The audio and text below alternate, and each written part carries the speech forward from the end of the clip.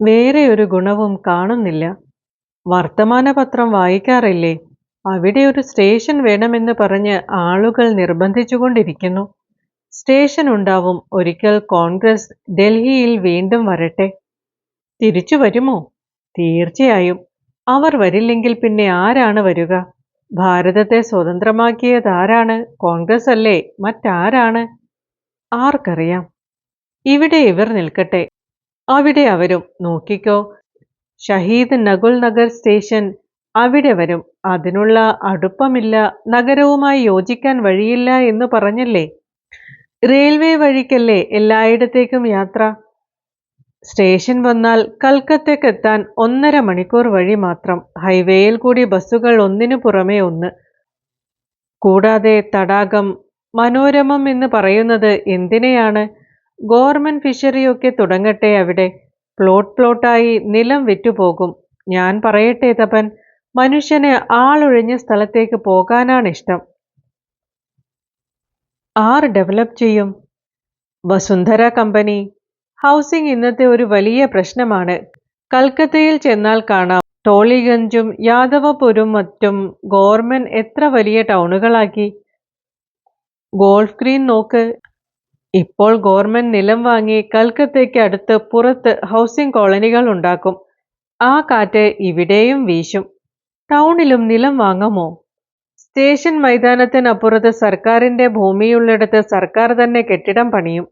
പക്ഷെ ടൗണിന്റെ വടക്ക് കുസുംപൂരുണ്ടല്ലോ, അവിടെ നിലത്തിന്റെ കാര്യം നീ എനിക്ക് വിട്ടുതന്നേക്ക്.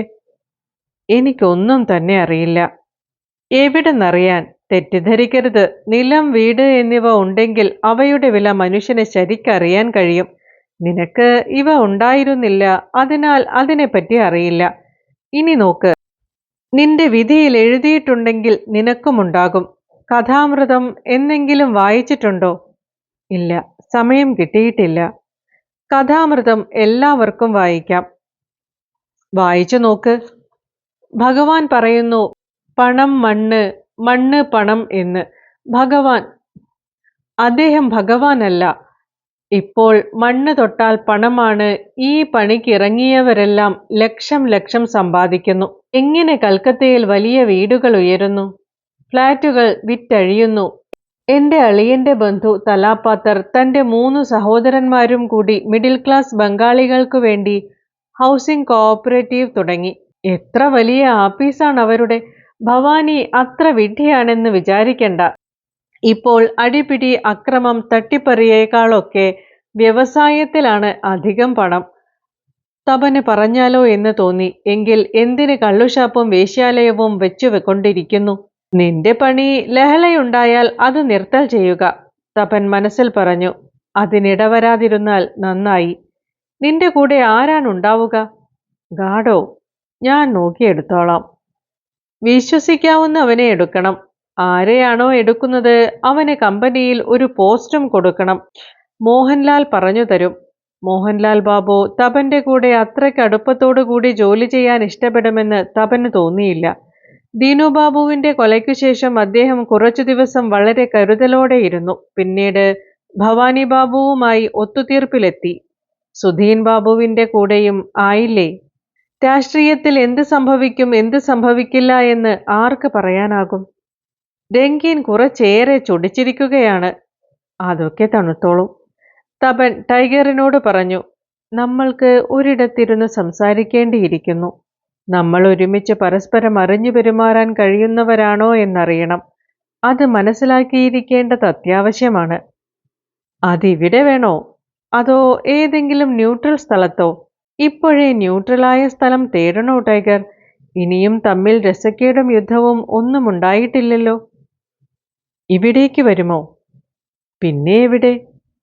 അവർക്ക് നിന്നെ ഭയമാണ്. തുടങ്ങരുത്. ഇവിടെ തന്നെയല്ലേ നല്ലത്. സന്ധ്യയ്ക്കു ശേഷം ആരും ഉണ്ടാവില്ല. നിങ്ങൾക്ക് വേണമെങ്കിൽ എന്നെ കൊല്ലാനും കഴിയും. എന്നിട്ട് പിൻവശത്തെ കോണി ഇറങ്ങി പോവുകയും ചെയ്യാം. എന്താണീ പറയുന്നത്? തോന്നിയതെല്ലാം. ഭവാനി ബാബു പറഞ്ഞത് പറയുക തന്നെ വേണമല്ലോ.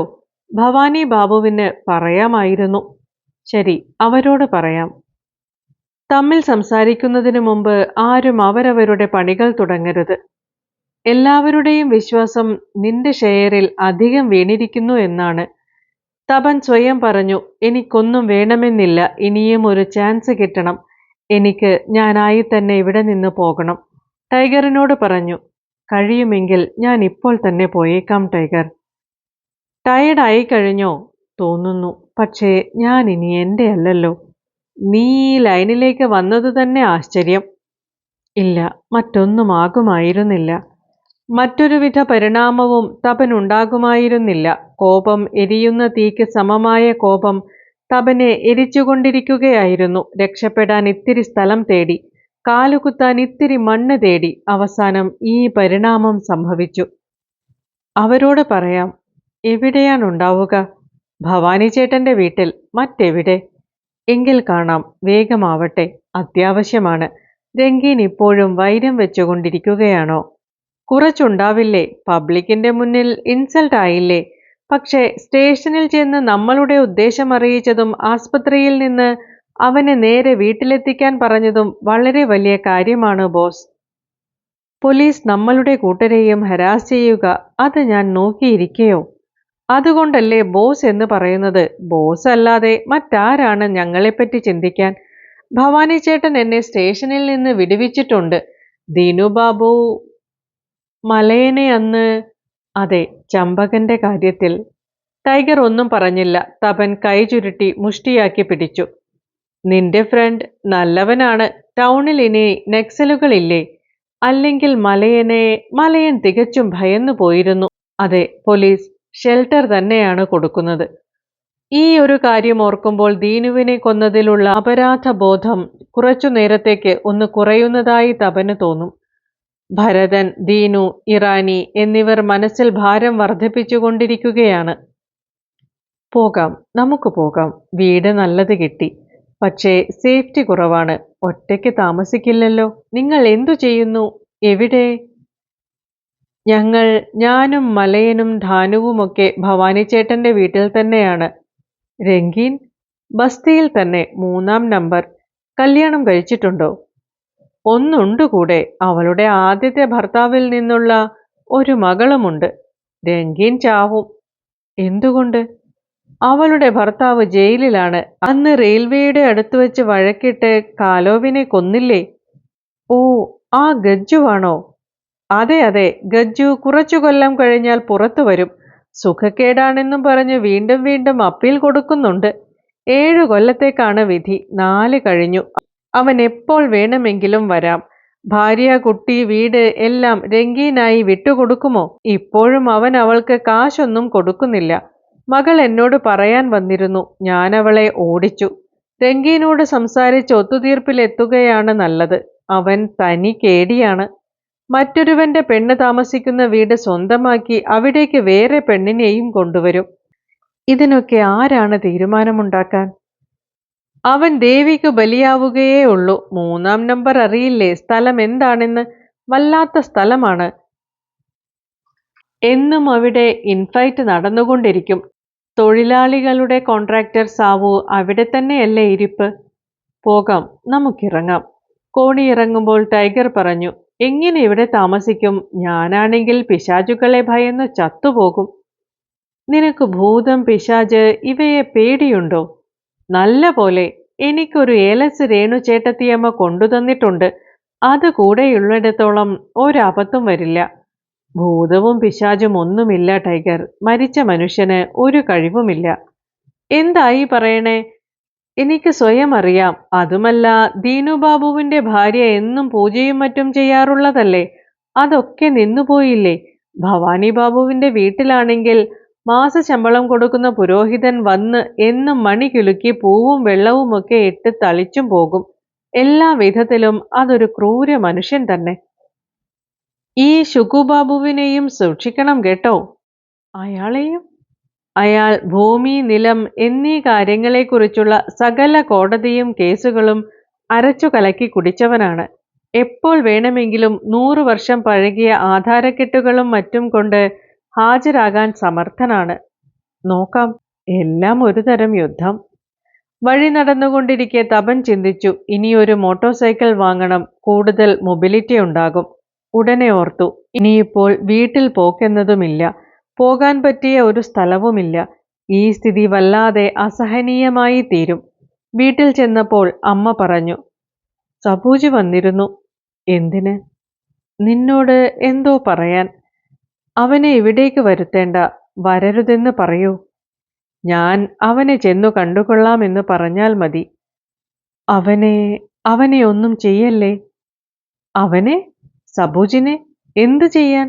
അമ്മ ഭയപ്പെടേണ്ട, അവനെ ഒന്നും ചെയ്യില്ല എന്ന് ഞാനിതാ സത്യം ചെയ്യുന്നു. കൽക്കത്തയ്ക്ക് പോയിരുന്നു. നീ ഉണ്ണാനിരിക്കെ, എല്ലാം പറയാം. അമ്മയും ഇരുന്നുണ്ണു. അച്ഛൻ കഴിച്ചോ? ആ മനുഷ്യൻ ഈയിടെ 8 മണിക്ക് വരും. 9 ആവുമ്പോഴേക്കും ഊണ് കഴിഞ്ഞു ഉറങ്ങാൻ കിടക്കും. വൈകിട്ടായാലും പഠിച്ചു. ആദ്യമേ വേണ്ടതറിഞ്ഞിരുന്നെങ്കിൽ. ഇതേപോലെ തന്നെ നടക്കട്ടെ. ഒന്ന് പറഞ്ഞേക്കൂ. ഇനി പറയേണ്ടതൊന്നുമില്ല. നീ കയ്യും മുഖവും കഴുകിവാ. ഈ നഗരത്തിൽ പൈപ്പിൽ നിന്ന് വെള്ളം വീഴും. പഴയ മുനിസിപ്പാലിറ്റി, പഴയ ജലവിതരണ വ്യവസ്ഥകൾ, ടൗണിത്വം എന്ന് പറയാൻ അത്രമാത്രം. വഴികൾ മഹാമോശം, വഴിവിളക്കുകൾ അതേപോലെ. എല്ലാം സാവധാനത്തിൽ ശരിയായി വരും. തപന്റെ വീടിനടുത്താണ് വെള്ളത്തിന്റെ ടാങ്ക്. പഴയ ഏരിയയാണ്. ഇവിടെ നിന്ന് ജലവിതരണത്തിനുള്ള കണക്ഷനുകൾ കൊടുക്കാൻ തുടങ്ങി. അതുള്ളവർക്ക് വെള്ളം കിട്ടുന്നുണ്ട്. അമ്മ പറയാറുണ്ട്, ആസ്പത്രിയിൽ പോലും വെള്ളം കൊണ്ടുവന്ന് ശേഖരിക്കണം. ആസ്പത്രിയിൽ ഡീപ് ട്യൂബ് വെൽ വെക്കാൻ പോകുന്നുവെന്നു കേട്ടു. തപൻ കയ്യും മുഖവുമൊക്കെ കഴുകി വന്നു. പാൻറ്റഴിച്ചിട്ട് ലുങ്കിയെടുത്തൊടുത്തു. അമ്മ നോക്കിക്കൊണ്ടു തന്നെ നിന്നു. മുഖം എത്ര സൗമ്യവും കുലീനമായതുമാണ്. ആരു പറയും ഇവൻ മർഡററാണെന്ന്? ഉണ്ണാനിരിക്കെ. അമ്മയുടെ കിണ്ണവും കൊണ്ടുവരൂ. ഇങ്ങനെ രണ്ടുപേരും ഒന്നിച്ചിരുന്ന് ഒരിക്കലും ഇതിനു മുൻപ് ഊണു കഴിച്ചിട്ടില്ല. അമ്മയെല്ലാം കാലമാക്കി വെച്ചിട്ട് പോകും. അതിരാവിലെ പോകണം. ജോലി തുടങ്ങിയ കാലത്ത് 5 രൂപ കിട്ടുമായിരുന്നു. അമ്മയുടെ ഭക്ഷണം കൂടെ കൊണ്ടുപോകാറാണ് പതിവ്. തപൻ, സുഗു, ബുക്കു അവരവർക്ക് വേണ്ടത് വിളമ്പിയെടുക്കും. സുഗു സ്കൂൾ വിട്ടു വന്നാൽ എച്ചിൽ കിണ്ണങ്ങളും വെച്ച പാത്രങ്ങളും തേച്ചു കഴുകി വെക്കും. അച്ഛൻ രാവിലെ ഇറങ്ങിയാൽ രാത്രി വന്നു കിടന്നുറങ്ങും. അമ്മയോട് വഴക്കിടും. പരിപ്പും ഉരുളക്കിഴങ്ങും വേവിച്ച് കുഴച്ചു ചേർത്തും കൊണ്ട് ആർക്കെങ്കിലും ഉണ്ണാനാകുമോ എന്ന്. കാശിനിയും കള്ളുഷാപ്പിൽ കൊണ്ടുകൊടു. എന്നിട്ട് വീട്ടിൽ വന്ന് ഒച്ച വയ്ക്കുന്നു. ഇനി അങ്ങോട്ട് പരിപ്പുമുണ്ടാവില്ല. മീൻ എവിടെ? അങ്ങാടിയിൽ. മക്കൾക്ക് ഒരു ദിവസമെങ്കിലും മീൻ കൂട്ടാനുണ്ടോ? സമ്പാദിച്ചു കൊണ്ടുവന്ന് കൊടുക്കരുതോ? തന്നെത്താനെ തിന്നരുതോ? നാണമില്ലല്ലോ. ഇങ്ങനെ തുടങ്ങി വലിയ വഴക്കിൽ അവസാനിക്കും. തപന്റെ അച്ഛൻ അന്ന് മെട്രിക് പാസ്സായിട്ടുണ്ട്. മനസ്സുണ്ടെങ്കിൽ ചണക്കമ്പനിയിൽ പണി കിട്ടുമായിരുന്നു. മക്കളെയും പിന്നീട് ചേർക്കാമായിരുന്നു. ടൗണിൽ അധികം പേരും അങ്ങനെ ചെയ്തിട്ടുണ്ട്. അന്ന് അതിന് സൗകര്യമുണ്ടായിരുന്നു. ബംഗാൾ തപനും മറ്റും വലുതായ ശേഷം വിഭജനത്തോടുകൂടി ടൗൺ ജനാരണ്യമായി മാറി. അക്കരെയുള്ള ബംഗാളികൾ മക്കളെ സ്കൂളിൽ അയച്ചു പഠിപ്പിച്ചിരുന്നു. ജീവിതം നയിക്കുവാൻ അസാധ്യമായി. ഒരു മുഴുവൻ യുവതലമുറയ്ക്ക് നാട്ടിൽ ഒരിടത്തും സ്ഥാനമില്ലാതായി. അച്ഛൻ വേണ്ട പോലെ ഒരു മനുഷ്യനായിരുന്നെങ്കിൽ തപൻ ഇങ്ങനെയൊരുവനാകില്ലായിരുന്നു. അച്ഛൻ മനുഷ്യത്വ ശൂന്യനായിരുന്നിട്ടും മറ്റു മക്കൾ സുഖവും ബുക്കുവും ചെറിയ തോതിലാണെങ്കിലും സാധാരണ മനുഷ്യരായി തീർന്നു. കണക്കുകൾ ശരിയാക്കാൻ വലിയ പ്രയാസം. അമ്മ ഭക്ഷണം വിളമ്പി. അമ്മ 2 ചപ്പാത്തി മാത്രമാണോ കഴിക്കുന്നത്? എത്ര കാലമായി? എന്നും പാലും മുട്ടയും മീനും കഴിക്കുന്നില്ലല്ലോ. വിളമ്പൂ. എത്ര നാൾ ജീവിച്ചിരിക്കുമെന്ന് ആർക്കറിയാം? ആരോഗ്യത്തോടും ബലത്തോടും കൂടി ജീവിക്കണമല്ലോ. അമ്മയ്ക്കിപ്പോൾ എത്ര വയസ്സായി?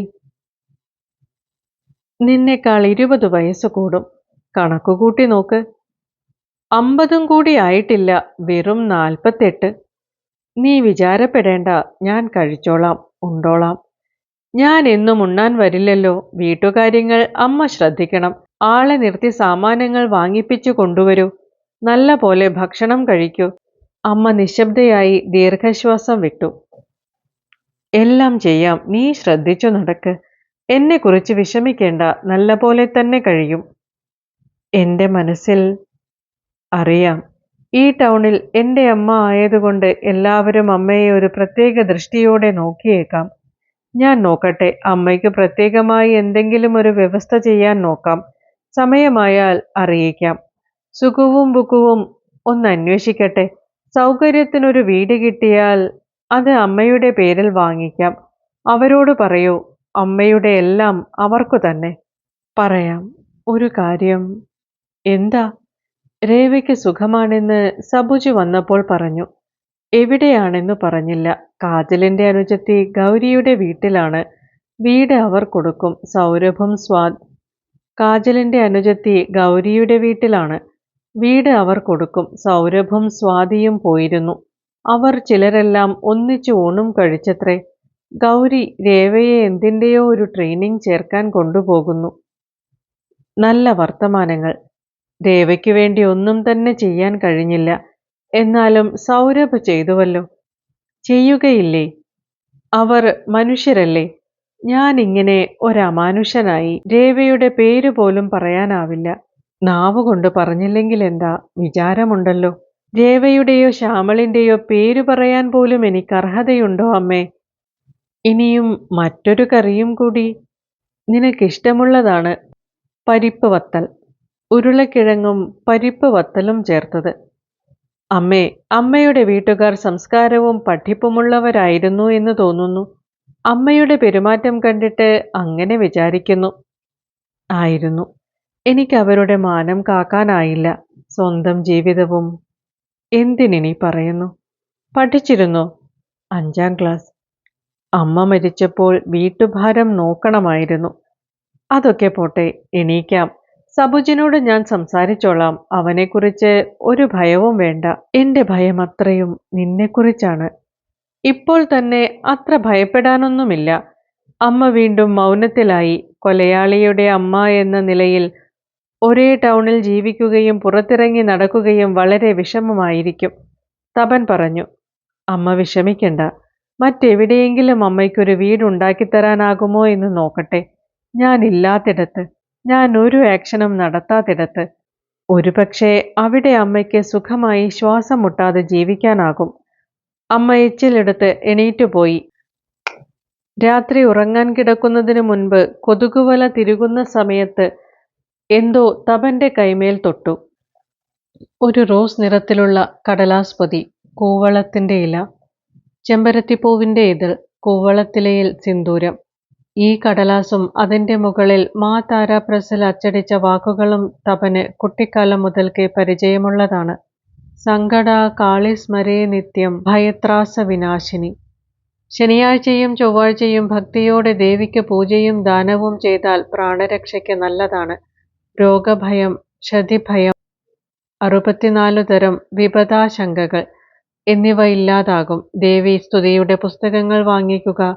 ശരിയായ ഫലങ്ങളുടെ ആശ്ചര്യകരമായ വിവരണങ്ങൾ വായിച്ചറിയുക. സങ്കടാകാളി ടൗണിലെ ഒരു പ്രാചീന സ്തംഭമാണ്. ദേവീ വിഗ്രഹം കണ്ടെത്തിയതിന്റെ കഥകൾ പണ്ടുള്ളവർക്കറിയാം. ശ്മശാനത്തിലേക്കുള്ള വഴിയിലെ ഈ സങ്കടകാളി മന്ദിരത്തിൽ ഇന്നും കാളീപൂജയ്ക്ക് ആടിനെ ബലി ചെയ്യുന്നു. വളരെയേറെ പേർ ഇവിടേക്ക് വഴിപാട് നേരുന്നു. അതീതത്തിൽ വളരെ കൊല്ലങ്ങൾക്ക് മുൻപ് തപൻ എന്നു പേരുള്ള മഹാവികൃതിയായ ഒരാൺകുട്ടി വർഷാവസാന പരീക്ഷയ്ക്ക് മുൻപ് ഈ ദേവിക്ക് പൂജയ്ക്ക് കൊടുക്കാറുണ്ട്. പാസ്സായാൽ വീണ്ടും പൂജ. ദീനുബാബു അവിടെ എത്ര തവണ പൂജ ചെയ്യിപ്പിച്ചിട്ടുള്ളതാണ്. ചമ്പകന്റെ കൊലയ്ക്കു ശേഷവും അവിടെ വലിയ കേമമായ പൂജ നടന്നു. ദീനു പറഞ്ഞു, വിചാരിച്ചതാണ്, അതിനാൽ കഴിക്കുന്നു. അമ്മ പൂജയ്ക്ക് കൊടുത്തിരുന്നു. തീർച്ചയായും വഴിപാടുകൾ നേർന്നിരിക്കും.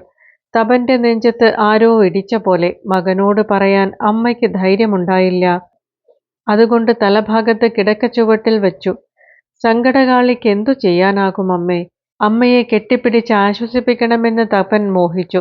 പക്ഷേ സാധാരണ രീതിയിൽ ജീവിതത്തിൽ ഇതുവരെ ഒന്നും ചെയ്യാത്ത തനിക്ക് ഇപ്പോൾ അതെല്ലാം എങ്ങനെ ചെയ്യാനാകും? അമ്മയോടൊന്നും പറയാനാവില്ല. വെറും കല്ലുകൊണ്ടുള്ള സങ്കടകാളിയേക്കാൾ എത്രയോ ശക്തിമാനാണ് രക്തവും മാംസവും കൊണ്ടുണ്ടാക്കിയ ഭവാനി ബാബു. സങ്കടകാളിക്ക് പൂജ കഴിച്ചതുകൊണ്ട് ആരുടെയെങ്കിലും ആപത്തുകളും ദുഃഖങ്ങളും നീങ്ങിയിട്ടുണ്ടോ?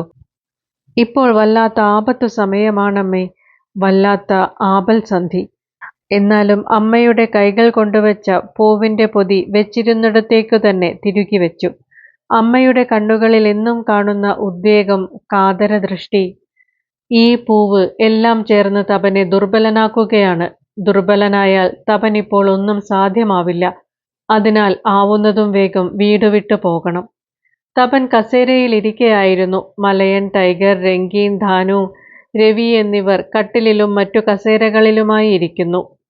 ടൈഗർ പറഞ്ഞു, ബോസ്, ഇരിക്കാനുള്ള സൗകര്യവും വേണ്ട പോലെ ചെയ്യണം. ബോസിനൊരു സിറ്റിംഗ് റൂം വേണ്ടതല്ലേ? താഴെ ഉണ്ടാക്കുന്നുണ്ട്.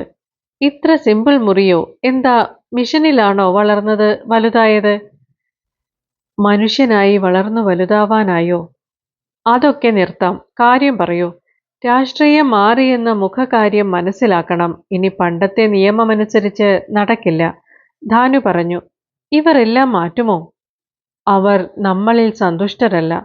അവരെ സന്തോഷിപ്പിച്ച് കഴിയേണ്ടി വരുമോ? നമ്മളുടെ ചില പ്രവൃത്തികൾ മാറ്റേണ്ടി വരും. അന്നത്തെ സംഭവം കാരണം രംഗീൻ കോപിച്ചിരിക്കുകയാണ്. ആകാൻ സാധ്യതയുണ്ട്. പക്ഷേ ടൗണിലെ പെൺകുട്ടികളുടെ നേർക്ക് അസഭ്യമായ പെരുമാറ്റം ഞാൻ ഒരിക്കലും അനുവദിക്കില്ല. ഈ ഒരു കാര്യത്തിൽ തന്നെ സൂക്ഷിച്ചു മനസ്സിലാക്കി നടന്നാൽ മനുഷ്യർ നമ്മളെ ജീവനുള്ള രാക്ഷസന്മാരാണെന്ന് വിചാരിക്കാതാവും.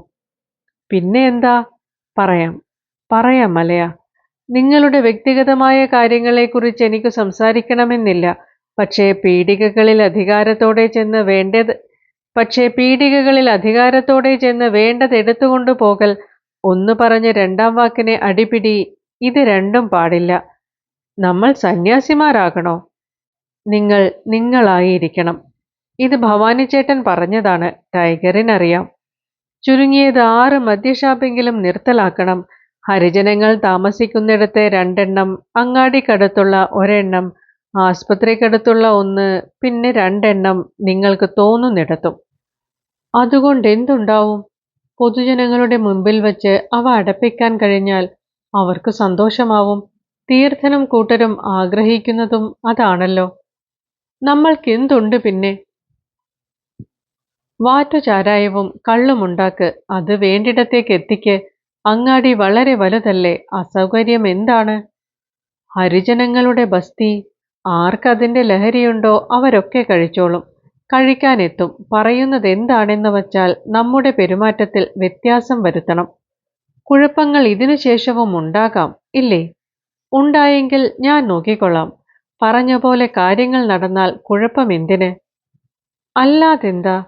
കാലിനിടയിൽ കാലിട്ട് വെറുതെ ഗ്യാങ് ഫൈറ്റ് ഉണ്ടാക്കരുത്. സ്റ്റേഷനും അതാണ് പറയുന്നത്. നല്ലപോലെ മനസ്സിലാക്കി വേണം നടക്കാൻ. അത്ര തന്നെ, മറ്റൊന്നും വേണ്ട. രംഗീൻ പറഞ്ഞു. ദീനു ബാബു ഉള്ളപ്പോൾ ആരും ഇങ്ങനെ പറഞ്ഞിട്ടില്ല. തപൻ പതുക്കെ പറഞ്ഞു. പക്ഷേ ദീനു ബാബു ഇന്നില്ല രംഗീൻ. ദീനു ബാബു തപൻ ചേട്ടനെയും സഹായിക്കാറുണ്ട്. ഇല്ല, ഞാൻ ദീനു ബാബുവിൻ്റെ ആളല്ല. ഒരിക്കലുമായിരുന്നില്ല. കാര്യം മനസ്സിലാക്കി സംസാരിക്ക്. ഞാൻ ബോസ് എന്ന് വിളിക്കില്ല. വേണ്ട. ഞാൻ ഒരിക്കലും മർഡറർ എന്നല്ലാതെ മറ്റൊന്നും വിചാരിക്കേണ്ട. വിചാരിക്കണമെന്ന് പറയുന്നുമില്ല. പക്ഷെ ഒരു കാര്യം പറഞ്ഞു വെക്കുന്നു.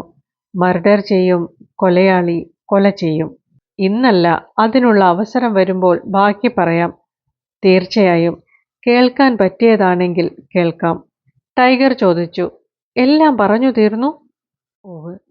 എന്നാൽ സഭ തീർന്നു. സഭ പിരിയാം. ശുഗുബാബു പുതിയ കമ്പനി തുടങ്ങുന്നു. പൂജ ഉണ്ടായി. എല്ലാവരും പ്രസാദം കഴിച്ചോളിൻ. ധാനു ചോദിച്ചു. സന്ദേശാണോ? തപൻ ചേട്ടൻ ബോസ് കുടിക്കില്ല. എന്താ ആലോചിക്കുന്നത്?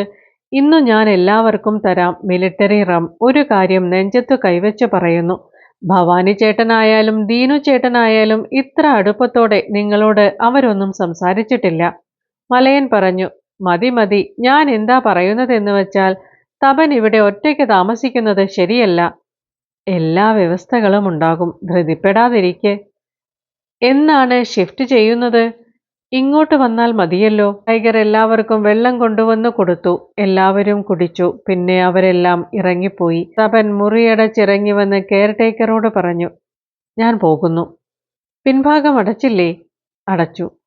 നേരെ അങ്ങാടിയിലേക്കുള്ള വഴിയിൽ കൂടി തപൻ നടന്നു. ബംഗാളി ഫിലിം ആരോഹി വീണ്ടും വന്നിരിക്കുന്നു. ചായക്കടയിൽ സബൂജ് ഒരു ബെഞ്ചിലിരിക്കുന്നുണ്ട്. ടൗൺ ഇത്രയും വിസ്താരം കൂടി വന്ന സ്ഥിതിക്ക് ഇവിടെ ഒരു തിയേറ്റർ പോരാ. സബൂജ്. എന്താ തപൻ ചേട്ടാ?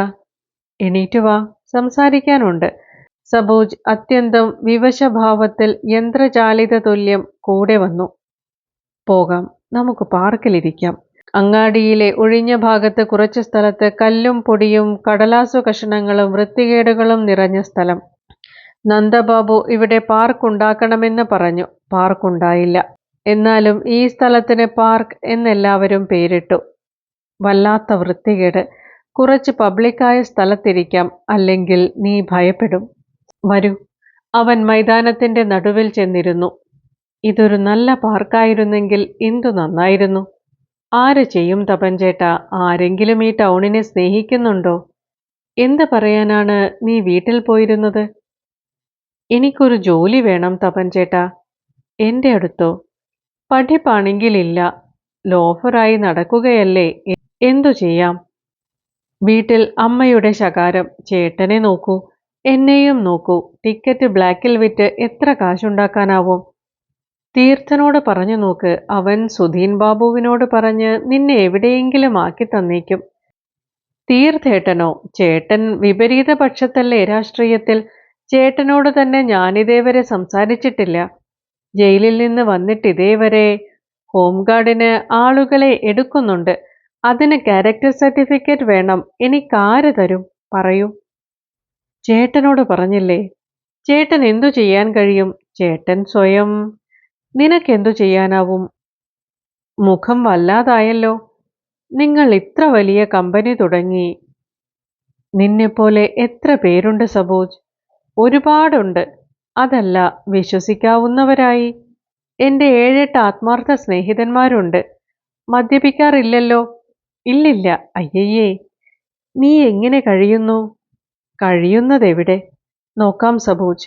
തീർച്ചയായും. പക്ഷേ ഒരു ജോലി കിട്ടിയാൽ മനസ്സ് വെച്ച് ചെയ്യണം. ചേട്ടന്റെ കൂടെയാണോ തപൻചേട്ടാ? അല്ല, എൻ്റെ കൂടെയല്ല. അന്ന് രംഗീനെ വിറപ്പിച്ചല്ലോ. എല്ലാവരും ഞെട്ടിപ്പോയി തപൻചേട്ടാ. നീ അവരുമായി കൂട്ടുകൂടിയിട്ടില്ലല്ലോ? ഏയ് ഇല്ലില്ല, എനിക്ക് പേടിയാണവരെ. നോക്കാം. ഇത് വെച്ചോ, കുറച്ച് രൂപ. ഇത് 100 രൂപയാണല്ലോ. പാൻറ്റും ഷർട്ടും വാങ്ങിച്ചോ. ബ്ലാക്കിൻ്റെ പണി വിട്ടേക്ക്. ആ പണി നല്ലതല്ല. ഒന്ന് നോക്കണേ. തീർച്ചയായും നോക്കാം. ഇടയ്ക്ക് എന്തെങ്കിലും ചെയ്ത് അവസാനിപ്പിച്ചാലെന്താ എന്ന് തോന്നുന്നു. അറിയാം, എനിക്കും തോന്നാറുണ്ട്. സബുജിന്റെ താടിയിന്മേൽ ഒരു മുറിവുണ്ട്. നിറമില്ലെങ്കിലും മുഖവും മറ്റും നല്ലതാണ്. ശ്യാമളുമായി സാമ്യം വളരെ കുറവ്. സബുജിന്റെ സ്ഥിതി തപനറിയാം. ഒരിക്കൽ തപനും ഇതേപോലെ മനസ്സിരിഞ്ഞ് കഴിഞ്ഞതാണ്. അതുകൊണ്ടല്ലേ ഭവാനി ബാബുവിനെ എളുപ്പത്തിൽ കുരുക്കിട്ട് പിടിക്കാനായത്. ഭവാനി ബാബു സുധീർ ബാബുവിനോടൊപ്പം ജനസഭയിൽ ഇരിക്കും. തപനെ എല്ലാവരും കൊലയാളി എന്നു മാത്രം അറിയുന്നു. ശരി, ഇനി എണീക്കാം. ഒരു പണി കിട്ടിയാൽ ഒട്ടേറെ പയ്യന്മാർ ഇങ്ങനെ തെണ്ടി നടന്ന് ചീത്തയാവില്ല. ആരും അവരെ ബഹുമാനിക്കുകയുമില്ല. വീട്ടിൽ നിന്ന് എന്നോ ഒരിക്കൽ ചെയ്തതിൻ്റെ പേരിൽ അമ്മ ഇന്നും കള്ളനെന്ന് വിളിക്കുന്നു. നിങ്ങൾക്കൊരു ചേച്ചിയില്ലേ? സ്വന്തമല്ല, വല്യച്ഛൻ്റെ മകൾ. ഒക്കെ ശരിയാണ് തപൻചേട്ടാ. ഭർത്താവിന് ദംദമിൽ നല്ല മരുന്നുകടയുണ്ട്. എത്ര ഡോക്ടർമാരെയും നഴ്സിംഗ് ഹോമുമായി പരിചയമുണ്ട്.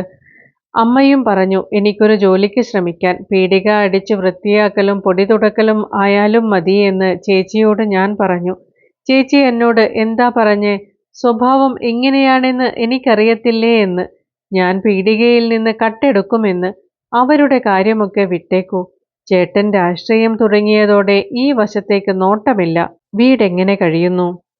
ഞാൻ, അമ്മ, ചേട്ടനുള്ളപ്പോൾ ചേട്ടൻ. എല്ലാവരും ഒരു മുറിയിൽ. ബാക്കി 2 മുറിയുള്ളത് വാടകയ്ക്ക് കൊടുത്തിരിക്കുന്നു.